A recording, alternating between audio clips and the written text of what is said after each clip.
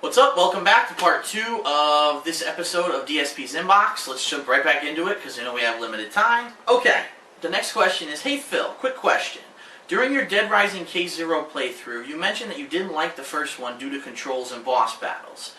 And you said that K0 has the same problems, but you went ahead and played Dead Rising 2 anyway. Do you ever feel that because you're becoming more and more popular, you feel obligated to play games that you might not necessarily like, or you know you won't like, just because you're known to play the latest games? Anywho, love the vids, thanks for your time, and that's from Muchachi. Good question, Muchachi. The answer is, actually, yes, I am influenced to play games that are popular, especially this fourth quarter when most of the popular games from the year come out. What I like to do is play them, and even if I know I might not like them, give them a chance. Because, let's face it, over time things change, and if you give games a chance, they might improve. Now, with the case of Dead Rising K0 and 2 and 1, I really did not like Dead Rising 1. And I'll be honest with everyone, I didn't buy it when it first came out. I bought it a little bit later on after a lot of people had already played it and said it was a good game. And I hated the control scheme, I really did. And I thought it was a lot frustrating. I thought the controls were a little bit easier to maneuver. The game would have been a lot more fun, but because the controls were frustrating, I really didn't like it. Plus, there was the open mission structure where you really weren't sure what the hell you were supposed to be doing most of the time. And in addition to that, the boss battles, like I said, why are these bosses taking hundreds and hundreds of bullets and they're still fine? And the thing that really got me, again, as I've mentioned, I don't usually buy strategy guides, so for that game I didn't buy the strategy guide, and so I wasn't really enjoying it, because I didn't know, am I doing the right things, am I missing fun side missions? It was really confusing. And so when Dead Rising K0 came out, I wanted to give it a chance, but it seemed like, yeah, it was a lot of the same problems. The controls were slightly improved, but the boss battles were still frustrating as fuck, and you really didn't know all the side missions. So then, when I actually bought Dead Rising 2, I said, you know what, this might be the type of game where I need to buy the strategy guide, because there's so much going on. If I don't get it, I'm going to miss half the stuff. So I'll be honest with everyone, I did buy the strategy guide, and then as you saw, up to part 20, it was a miserable disaster. I started playing the game, enjoying it, and then when I started to do some of the things that the strategy guide told me you should be able to do by that point, it was fucking impossible. Like getting that tiger to come with you, it was just, the game was bugged. The tiger wouldn't grab the stakes, and it was just really frustrating. And it really was starting to turn me off to the game. But then all of a sudden, when John Rambo came over and we played it with co-op, I thought the game was amazing. And then, I even mentioned in a later video, after you beat the game the first time, once you play it through a second time with the New Game Plus, which basically means you keep all your stuff from the first playthrough, the game's amazingly fun because now you're fast, you're powerful, you have all these combo weapons, you're leveling up constantly, getting achievements, you can do almost all of the side missions because you're so fast now, there's no time constraints or problems anymore, and it's just a better experience the second time through. So I'm glad that I gave the game Dead Rising 2 a chance, because I could have easily just watched K0 and said, it's the same shit, and got rid of it. But because I gave it a chance, I was able to play the co-op with Rambo, I was able to play some of my second playthrough with him, or by myself with the New Game Plus, and I enjoyed it a lot. So overall, I thought the game was actually pretty damn good. I just think that the game should be more explanatory on what to do. Like, you should know the first time you play the game you can't do everything. But I think a lot of people get the misconception that you can do everything, because most video games, you can do everything your first playthrough. So that's the problem with that game. Now, am I being influenced to play games that normally I wouldn't play? Sure. For example, on Sunday I'm going to be playing Kirby's Epic Yarn, and normally maybe that wouldn't be something I'm interested in, but I'm going to give it a shot because I need the content. I want to try out this new platformer on the Wii. It is one of the few games I'm going to get to play on the Wii this year, and I think some people might enjoy it, or at least get an opinion on if this is a game they'd be interested in or not. So, yeah, for me, I'm not every game I'm playing it's because it looks super fun to me, but at least if I get the word out of what I feel about the game and my honest reactions to the game, give people an opinion on if they like it or not, then I think that I'm doing my job, and that's really ideally what I'm looking to do. You're absolutely right. In the past, I pretty much focused on just the games that I liked the most, but now since I'm doing this as a job full-time, I will really try to focus on the most popular releases, which is what I'm really trying to do over the next couple of months. So yeah, you'll see me maybe play games that normally you wouldn't think that I would play, but I might still end up enjoying them, and Dead Rising 2 is a perfect example. So I'm glad I didn't turn that game down. I'm glad I gave it a chance because I liked it a lot. Okay. This next one is a consolidation of probably 100 questions I've gotten. If people are still asking me, can they donate games? Can they donate consoles? Can they donate other physical items? I've even got this woman on YouTube, I guess, who's trying to make. She paints pictures with her breasts, okay, which is hilarious. It's cool. It's pretty cool. It's hilarious. And I guess she's been trying to contact me. A lot of fans have told me, hey, Phil, she made a video. She's trying to contact you. She wants to send me a picture. And obviously the reason she wants to do it is to try to get some promotion for herself, which I understand. It's just America, and we're all, trying to get ahead. I have no problem with that. The problem I do have is I have nowhere for anyone to send it. I could have them send it here, but then I'm giving away my address, which obviously for privacy issues I don't want to do. We all know, yes, the majority of people are good-hearted people who just want to have fun, but there are going to be haters out there. There are people out there who might end up being like these crazy obsessive fans. I can't let people know where I live, so I can't give you my real address. Previously, with the Wii, I had it forwarded to someone else's address, and that worked out for just that one instance, but I wouldn't want to put someone else on the spot like that to worry about stuff showing up. So what I'm going to end up doing eventually is I am going to get a P.O. box, but I need to look into how to do that. I know I could do it over at the post office, or there might be some other places like mailboxes, etc., where I might be able to do it, but I'm not 100% sure of the process. But I am going to be doing that eventually. I haven't had a chance to do it yet, and being that the next couple of weeks are going to be extremely hectic with the amount of games coming out, I might not get a chance to do it till next year. But once I do it, that's when basically I'll say to everyone, yes, if you have things you'd like to donate, please go ahead. I'd be more than willing to accept this picture. I actually saw the picture in a video. It looks amazing. It's something that I'd like to frame and hang on my wall, but unfortunately, right now I have nowhere for you to send it. So Marcy, don't take offense, thinking I'm ignoring you or anything. I just simply have nowhere to put this picture to send this picture to at this time. When I get it all figured out, I'll let everyone know. Okay, so that's over with. Take a quick sip of water here.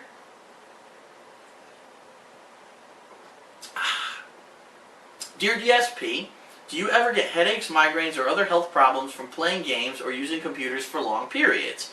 What is your rule or routine for taking breaks if you have one? Also, how much did you have to use a computer at your last place of work? Cheers. And this guy actually said, could you please keep my name anonymous? So I will. Great question. Especially for someone like me who I end up playing for extended periods of time to record my playthroughs. I do take breaks. I'd probably say every hour to hour and a half I get up, I walk around, I maybe get a drink, I stretch a little bit. If you're playing games or typing for extended amounts of time, your fingers can really start to get, tight. So I do some, finger stretching. At work, I did have a stress ball that I used. It's not really a stress ball, but one of those squishy balls where you can use it to work your hands and get your hands moving and get the circulation going through again to get the muscles moving so there's no tenseness in your fingers. It's really important to do those things because if you don't, you can end up getting all kinds of problems. Like you can get arthritis, you can get carpal tunnel, you can hurt your eyes by staring at the screen for too long and not looking away. Me personally, because of my back injury, if I stay put for too long, I actually hurt my back, and actually the pain will come up all the way into my shoulders and into my neck as well. It'll be tense for days. So even though sometimes I really get into gameplay, I have to pause and take a break. And it is important for everyone. I'd probably say anywhere from 45 minutes to an hour and a half, around that time period, you have to take a break. Don't play for like 3 hours, 4 hours straight without moving. You'll just kill yourself, and you're going to need breaks in between. It's important. It's good for your health. Okay, a couple more questions, and then we're on to the Twitter questions. This guy basically, I didn't write, Matt Wolford gave me a really good 2 paragraphs, but I'm going to summarize it for time's sake. He basically says, Phil, I know you used to do the Hateful Truth videos. We all liked them, but like you've said, recently you're more involved in doing the game playthroughs, and therefore you don't have time to do these longer videos that take editing. Can you do one of 2 things? He basically says he wants to know when I finish a game, what is my actual take on the game. Whether or not I do a full Hateful Truth video, he still wants to hear my rating for the game. So here's what I think I'm going to do. He made a very good suggestion. He says, and why don't you do that on the TKOHHD so you have some more videos for your partner channel? Well, I think what I'm going to do during this busy gaming season is once a week, I'm going to sit down, maybe it'll be Sunday or Monday, but I'm going to sit down and I'm going to do like kind of a weekend review where I'm going to talk about the games I've played and what my overall ratings are for those games based off of that 1 week. So for example, on Monday this week, I might sit down and I'll do a review of the Alan Wake DLC, Sonic 4, Medal of Honor, the campaign, and online if I've gotten a chance to play the online by then. Anything else I play in between, and Kirby's Epic Yarn if I've played enough into it to get a review. If not, I might push that to the next week. But I think every Monday I'll sit down and I'll say, listen, this is the last day of the gaming week this week. The new releases are coming out tomorrow. Here's my ratings on all the games for the past week. And I'll do that as a video on the King of Hate HD. So really on Mondays there should be 2 videos on the King of Hate HD. You'll see my weekend review and my weekend preview. So you'll know what I did the past week and what my ratings are, and then what I felt, what I'm going to be doing for the next week coming up. If you think that's a good idea, let me know on this video. I think that's a great idea, and it's a good way for me to not have to do a full Hateful Truth on all those. Hell, maybe I'll just call the segment in that video where I talk about my ratings the Hateful Truth. I could do that, so we'll see what happens. Okay, this one's from Lord Angus 1992, and his question is, you haven't reached 30 yet, but you're certainly a lot older than other gamers. A lot of other gamers. Fair enough. He says, perhaps you can be like a grandfather telling Vietnam stories to grandkids. I don't know about that. I don't know if I could really talk about Charlie too much. Except that you're talking about gaming in the early 90s to slightly younger gamers. What kind of hype was there for classic games such as Doom and Final Fantasy VII? Well, actually I mean 6, I guess because he knows that I liked 6 more than 7. Was there a big shitstorm over 3D gaming when the PS1 came out back in 1994? I know a lot of gamers who were alive at the time but didn't have the mental capacity to remember such events. Great question, and this is another really good question because this might lead me to maybe something else I can talk about on the King of Hate HD. Maybe I can have a video series where every couple of weeks I talk about back in the day and reminisce on how it was back then, the console wars, because there were some crazy console wars back then, let me tell you. Nintendo, Sega, then when Sony moved in, Atari, I mean, it was crazy. There's so much shit out, and you never knew what was good and what was worth buying. Remember, there was no internet to really go to and look at reviews and things like that. Nothing was trustworthy, so it was kind of very hit or miss on what you were doing back then. So I think that this might be a good idea for a new series. So thank you, Lord Angus 1992. I'll think about that, and I'll see what I can do. Maybe turn it into a series here on King of Hate HD. Alright, one more question and then we'll get to Twitter questions. Hey Phil, many people that I know became a fan of your work because of your Fallout 3 playthrough. I'm wondering, what's your final thoughts on Fallout 3? Could you summarize your final thoughts on the game, seeing how the New Vegas is right around the corner and imminent? Does it rank high in your all-time games list? Also, what are your expectations of New Vegas? Well, in a nutshell, I think Fallout 3 is probably, out of all the video games I've ever purchased in my entire life, the most bang for your buck, because you can get so many hours of gameplay out of that game. There's so many side missions, so many side quests that aren't official missions but are also things you can do in the game. Different ways to play the game. There's massive replayability in the game, and as if that's not enough, you've got all these amazing DLCs that came out for the game that continued the story, that really progressed everything. So overall, I have to say that game was amazing. How does it rank in my all-time games list? It absolutely does rank high. I would probably say it's definitely in my top 10 favorite games of all time.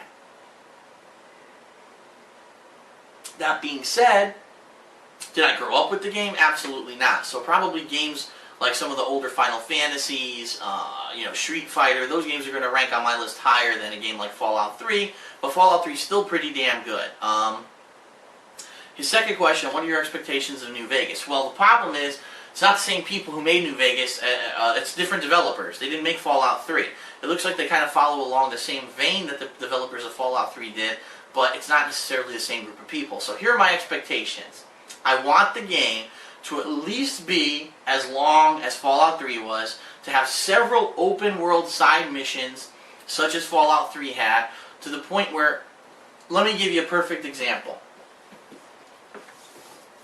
This is the strategy guide to Fallout 3, okay? Not the DLCs. This was the one I bought when Fallout 3 was brand new, so this isn't even the one that has all the DLC content. Take a look at how thick the damn thing is. I mean, this thing is over 450 pages long. This is the kind of game I'm expecting when I buy Fallout New Vegas. I want a game that's so ripe with content that it's going to fill this. I want a game that gives me the massive bang for my buck, because here's the bottom line. Fallout 3 was amazing. If they can continue this with the Fallout series, everyone's going to buy it, because now everyone now knows that this name is synonymous with quality and content and quantity. And if they can do that with New Vegas, I think people are going to follow the series forever, and it's going to become one of the most popular gaming series of all time. If they drop the ball and the game only ends up being like 15 hours long, and there's not a lot of side missions, and the combat is buggy, and this and that, then you're going to really lose faith in this label, and you're going to have problems. So I'm really hoping that the game is as good as Fallout 3. I actually do not expect the game to be better than Fallout 3, because again, like I said, this isn't Fallout 4, this isn't made by the same team that made Fallout 3. I'm thinking that the game will probably try to mimic it, which is fine. Like, for example, Modern Warfare 2 trying to mimic Modern Warfare 1, even though it was made by the same people, it's still a similar game, and it was good when it was new. I'm hoping that it's at least that good. It's at least as good as Fallout 3. That's my expectations for New Vegas. Okay. 10 Twitter questions. We're going to rattle through them really quick. Number 1, what's going on with partnership status for DSP Gaming and Darkside Phil and DSP Street Fighter? I know you applied for it. Did you hear back from YouTube? The answer is no. None of them have I gotten a response. I'm still waiting, and when I check, it says your application is still being processed. So it doesn't mean it's a no, but when it takes them this long to approve, it probably means that's not going to be a yes. But we'll see what happens. I got a question, are you going to be checking out DLCs Minerva's Den for Bioshock 2, or The Sacrifice for Left 4 Dead 1 or 2, or any other older DLCs, yada yada yada? The answer is this, no, because those games have been traded in 100 years ago. Minerva's Den, that's Bioshock's fault, because they never announced that was coming out, and the same thing with The Sacrifice. Valve never announced they were making another DLC after the passing, so I had no idea that that ever was coming out, and I traded the game in. Now, some people have asked me, well, what if we donate the games to you, Phil? Or, what really people have been saying, what if we gift the games to you over Steam for your PC? Well, I've got bad news for everyone. The Alienware laptop that I bought just like 3-4 months ago, the HDMI port doesn't seem to work anymore, which is really pissing me off. I tried to basically watch a show over the internet and watch it on my TV the other day, and I plugged it in and I'm getting nothing. So I don't know what's going on. I don't know if it's just a temporary thing or if it's really fried. So I can't really hook up the laptop to my system to play any games. And that's a bummer. That's what I bought the damn thing for. The only other option that I would have is I would have to use VGA out to connect that directly to the TV. Then I'd have to find a way to splice the audio through like the headphone jack into my receiver, which I could do, but it's going to be complicated. And I was really, really hoping the HDMI would work. It did for StarCraft 2 and for a lot of stuff I was watching over the internet, and now for whatever reason it's not working. I don't know what happened. But it's bad news, I know. But I'll see what I can do, but for now, no, unfortunately. I can't receive any games gifted over Valve until I get that working. So I'll let you know. Someone asked, have you ever think about doing a DSP game night, where you basically let everyone know you'll be playing a certain game, and everyone joins your game and you try to play? Yes, I consider doing it, but it's probably not going to be anytime soon unless I really get bored. It might be a last-minute thing because I'm going to be so busy with everything else going on in this fourth quarter of the year and all these games coming out. But we'll see what happens, especially if it slows down. I might consider doing something like that with my viewers. This is a funny question, but I'm going to answer it very quickly. When Ric Flair retired from the WWE, he was supposed to officially retire full-time, but then he ended up going to TNA Wrestling. What are your feelings on that? My feelings are this. Ric Flair is an amazing wrestler. He's entertained us for like so freaking long. I have to respect the guy, but he just doesn't know when to hang it up. And WWE pretty much said, Flair, listen, we love you, we respect you, but you're getting old, you're getting a lot to become a liability in the ring. We're afraid you're going to wrestle and hurt yourself seriously, and we think you should retire. And basically Flair said, okay, I'll retire. He retired. Then he completely went back on his word, went to a different wrestling federation and started wrestling again. So, in my opinion, I respect Flair for who he is, what he's done in the industry, but he needs to hang up his boots before he kills himself in the ring. That's my opinion. Next question. How is everything going with the participation? Or, I've noticed some of my fans have now termed the term CRAP, C-R-A-P. Comment, rate, and participate is basically what it stands for. It's going well overall. I am noticing that from here and there, it slows down usually when I only put one video on my partner channel a day. It significantly slows down. But if I put 2 or more videos on the partner channel a day, I seem to be doing really well. So what I'm going to have to look to do is space it out so I have enough videos during the week for the partner channel that I'm at least putting 1 a day, and then I have some days where I can do 2, so it makes up for the ones where I've only done 1. But overall, you guys have been amazing. You're viewing them, you're doing everything, and it's working out so far. Again, I'll let you know if anything changes. I'm really wondering what's going to happen now with this, if it's going to work out to be a full-time job. The problem is, unfortunately, the way that the partner program works, I won't know for like 2 months, which sucks. I know, it's amazing, but I won't know for 2 months whether or not this is working or not. But I will keep everyone in the loop, and I'll let you know, and I'm going to focus on it for now. Okay. I had a couple questions about the New York Comic Convention that I attended last weekend. Basically, people want to know overall, what did I think of it? I thought it was a fun event. Unfortunately, for me, there's 2 things that really held me back from having too much fun. Number 1 is my back, because as you know, I have a back injury, and after about an hour to an hour and a half of standing and walking around, it really started to hurt. And the problem is there were so many people there, there was really nowhere to even sit to relax. It was like being packed in a can of sardines. There were so many people on Saturday. So unfortunately, for something like that, I think I would need to, if I were to do it again, plan out a way to have somewhere to sit for my back. And then also money, because right now, being that I have no job, or that YouTube is my job, and it's uncertain whether or not it's going to work out, I spent almost no money when I was there. And there was a lot of stuff there that I wanted. Some cool collector's figures. There was a statue that I loved of Sabretooth, and there were a couple other things that really I would have loved to pick up, because that's really the idea of going to the comic convention. You see stuff, but you also buy stuff. But I didn't want to spend any money because I was afraid, so I didn't spend any money. And I get the feeling that if I were to go back next year and things were much better, and you know, this is working out, and I know that I have money I can spend, I think I'd have a much better experience. But we'll see. Overall, it's a fun thing. Just be sure if you go on a Saturday, understand how packed it's going to be, because we didn't expect that, and it was freaking packed. Someone asked me, can they send me a Microsoft point card so that I can try out a specific game? Actually, this person wants me to try out the new game Comic Jumper. You can't send me anything, like I said, physically, but if anyone wants to donate things like Microsoft points or Wii points, send me the codes through a private message. Or, you know, I wouldn't say don't send it to the DSP inbox email address, because that'll get lost in the shuffle. But if you send it through me through a private message on any of my channels, eventually I'll see it, and then I can do it that way. So if anyone wants to donate that kind of stuff, send me the codes through private message. And incidentally, if I get to I might get to Comic Jumper. It depends on how long it takes me to beat Medal of Honor, and if I get to try the online, and if not, maybe I'll play Comic Jumper. So we'll see. 3 more quick questions. We're done. Next question is, did the DLCs for Alan Wake affect my score of 7.5 in my last Hateful Truth? The answer is not really. Even though the DLCs do add to the game, I don't feel that they really added enough that it's going to improve the score. The good news about the DLCs is they do give you a definitive ending. You're not kind of up in the air wondering what's going on, but it also doesn't give you like a happy ending. It's more of a cliffhanger ending, and so I get the feeling they did it on purpose because they might want to continue that into a sequel for Alan Wake. But I think I'm going to stick with my 7.5 score. I think it's a fair score for the game. It would have been a lot better if the gameplay wasn't as repetitive, but it was, so it is what it is. 2 more. The next question, are you still selling your joysticks? The answer is yes. In fact, I met with Howard today to talk about it.